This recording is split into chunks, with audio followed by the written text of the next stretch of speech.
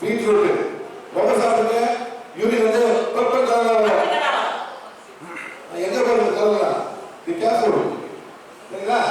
next